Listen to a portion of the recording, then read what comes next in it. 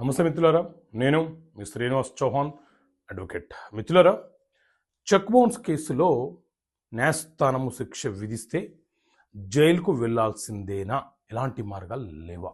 So మిత్రులారా, check bounce case అనంటే ఎవరైనా ఒక వ్యక్తి మనకు చెక్ ఇచ్చి మోసం చేస్తే మనము ఆ చెక్కును బ్యాంకులో ప్రజెంట్ చేసి బ్యాంకు నుంచి ఒక రిటర్న్ మెమో పొంది ఆ తర్వాత ఒక అడ్వకేట్ ద్వారా ఎవరైతే మనకు చెక్ ఇచ్చి మోసం చేశారో వారికి ఒక నోటీస్ను పంపించి అప్పటికి అతను రెస్పాండ్ కాకపోతే, సెటిల్మెంట్కి రాకపోతే అతని మీద మనము వేసే ఒక ప్రైవేట్ కంప్లైంట్ని చెక్ బౌన్స్ కేసు అని అంటాం.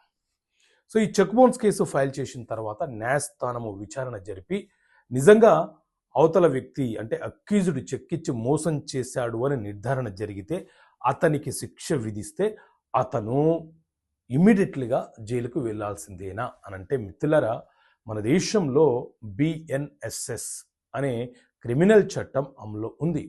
ఈ చట్టంలోని సెక్షన్ 430 సబ్సెక్షన్ 1 ప్రకారంగా ఎప్పుడైతే న్యాయస్థానము మనకు శిక్ష విధిస్తూ జడ్జిమెంట్ తీర్పు కాపీని ఇస్తుందో ఆ మరుక్షణమే ఆ జడ్జిమెంట్ని సస్పెన్షన్ చేయండి అని చెప్పి సస్పెన్షన్ ఆఫ్ సెంటెన్స్ పిటిషన్ అనేది ఒకటి ఫైల్ చేసి, ఒకవేళ న్యాయస్థానము జరిమానా కూడా విధిస్తే ఆ జరిమానాని కూడా సస్పెన్షన్ చేయమని చెప్పి పిటిషన్ వేసి ఆ తర్వాత 30 రోజుల లోపు మనము పై కోర్టులో అప్పీల్ చేసుకునే హక్కు అక్యూజ్డ్కి ఉంటుంది.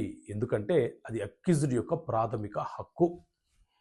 సో కింది కోర్టులో శిక్ష పడిన మరుక్షణమే జైలుకు వెళ్ళిపోతారా అంటే ఒక ప్రొసీజర్ ప్రకారంగా వెళ్ళినప్పుడు మనం పై కోర్టులో అప్పీల్ చేసుకునే వెసులుబాటు మనకు ఉంటుంది. కాబట్టి ఆ తీర్పుని సస్పెన్షన్ చేపిస్తూ తిరిగి మళ్ళీ షూరిటీస్ ఇచ్చి పై కోర్టులో 30 రోజుల లోపు అప్పీల్ చేసుకుంటే తిరిగి ఆ పై కోర్టులో కేసు విచారణ అనేది కొనసాగుతుంది. కాబట్టి ఖచ్చితంగా వెంటనే జైలుకు పోతారంటే ఒకవేళ మీరు షూరిటీస్ పెట్టుకోకపోతే జైలుకి వెళ్తారు, లేదా మీరు కింది న్యాయస్థానం ఇచ్చినటువంటి తీర్పుని తిరిగి సస్పెన్షన్ చేయించకపోతే జైలుకు వెళ్తారు.